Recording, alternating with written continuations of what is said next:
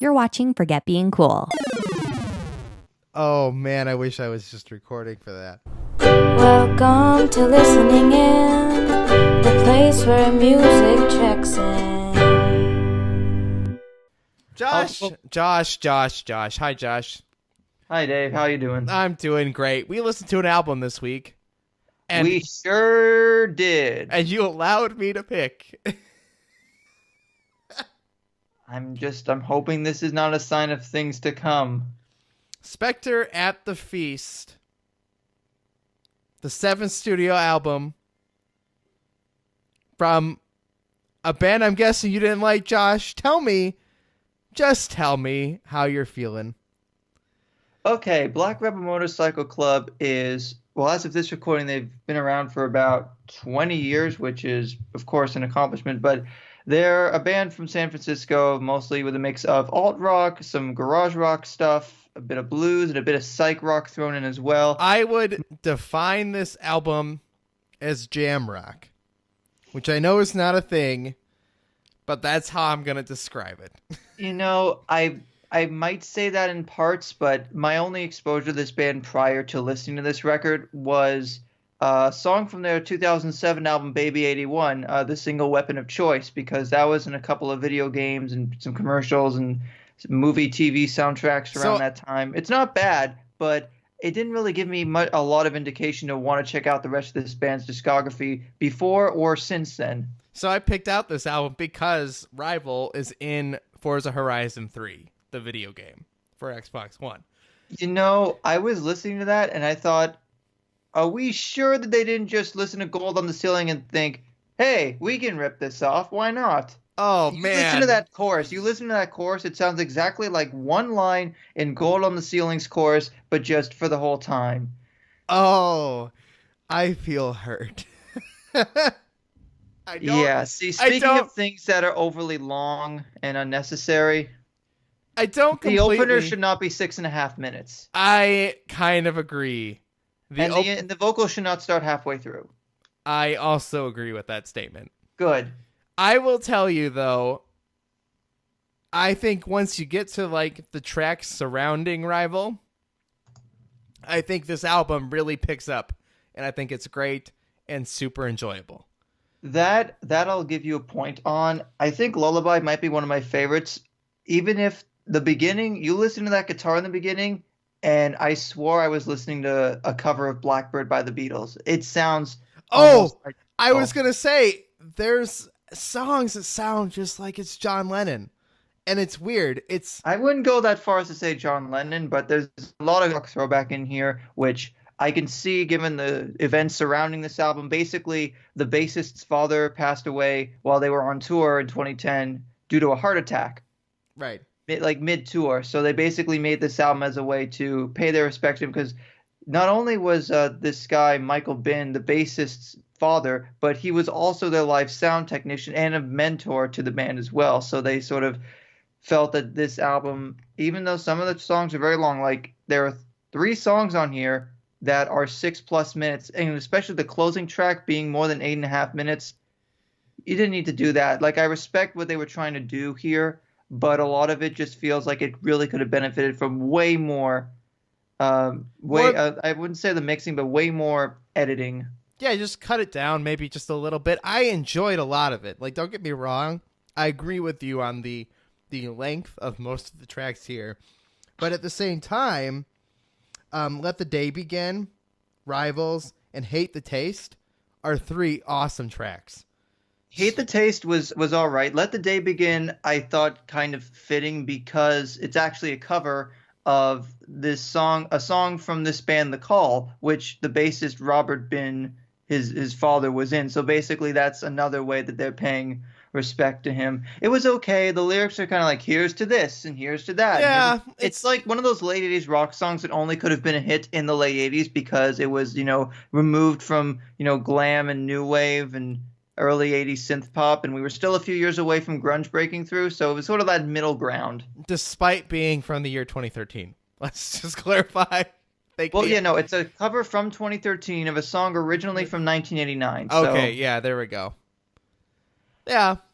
You know what else I found about things that sounded like other things? In the Uh-huh. the little organ notes, the little organ passage on some kind of ghost in the beginning. I swore to God that was the Buffy the Vampire Slayer theme for a split second. Because it starts out the same, the do do do do. I was half expecting they could try to go doo doo. I mean, I've been watching a bit of Buffy the Vampire Slayer on Netflix recently, so that might have just been me thinking things sound like other things. I can certainly see the a bit more of a psychedelic and classic rock influence. You know, a little bit of a Jefferson Airplane, a little bit of even some Strawberry Alarm Clock. You know, with the organ. I guess I would be either more of a mellotron slash like whatever the '70s harpsichord equivalent was in that era of music. Because I do hear it on some points when they really slow it down and get a little introspective. Unlike a lot of the albums we've done here, Josh, this album fits more into that category of I would classify it as my background music. Like, it's great if I'm doing something that I don't want to focus on the music or pay attention too much to it. Like, if I just want something I can hum along to occasionally, listen to while I'm walking, but also trying to pay attention to stuff. That's the kind of album this is. I really enjoyed it. I think the mixing is solid. I love the jam guitar sound. The way their guitar sounds on every track is awesome. I would agree, but for the bass, because one of the points I will give this album is the way they have the bass be the spotlight on some of these tracks. It's a nice breath of fresh air because you don't often get that a lot in modern rock production. You usually have the guitar and the drums and the vocals, usually the vocals and the drums carrying a good amount of the songs. But here, there are some parts where there's like a neat little bass line, or he gets a chance to really show off his chops. But there's some really nice traveling drums on some of these songs too. Leah Shapiro, I think, became an official member of BRMC, I think after the effects of 333, or I believe so, because she initially joined as a touring member, so this was only her second or third album with them. But it's there's some good instrumentation here. I just really wish there was more that interested me because a little bit very more heart, forgettable. a little bit more, I don't know, lyrical meaning to some of these would have been appreciated. I don't know. I quite enjoyed it, Josh. I'm glad you didn't despise my first choice of album. No, look, it's not god awful, it's not abysmal, but I would say it's actually slightly below average. Like I was saying, if I'm giving every album we cover a rating out of 10 subjectively, most of the ones that I've picked, except for Dirge, would probably be at like between an 8 to a 10, like in there. This, sorry, light 4.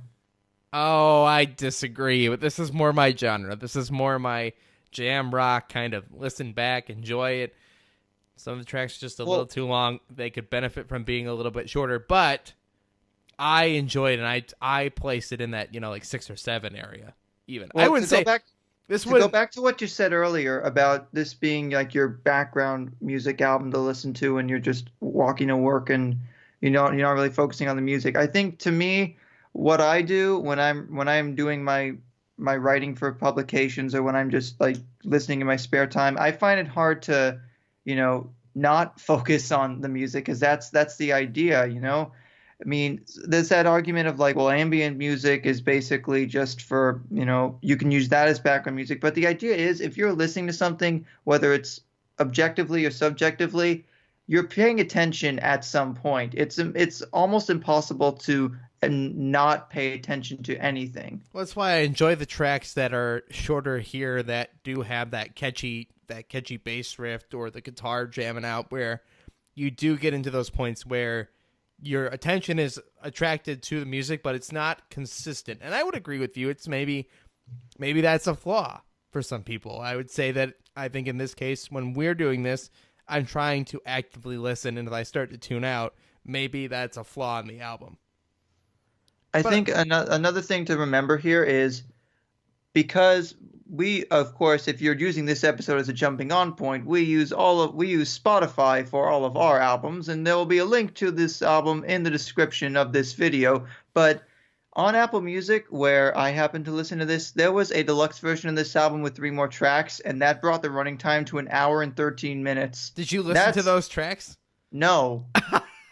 because I didn't get anything out of the 12 tracks that the regular version comes. Oh, wow. Taking shots. Shots Why spend fired. another 15 minutes trying to... Why would I want to spend another 15 minutes listening to 3 songs that I don't think would offer anything more? And not to mention, I think... Let me see here. Are they also very long? Let's see. Warning Sign, almost 6 minutes. The Oh, Ninth, jeez.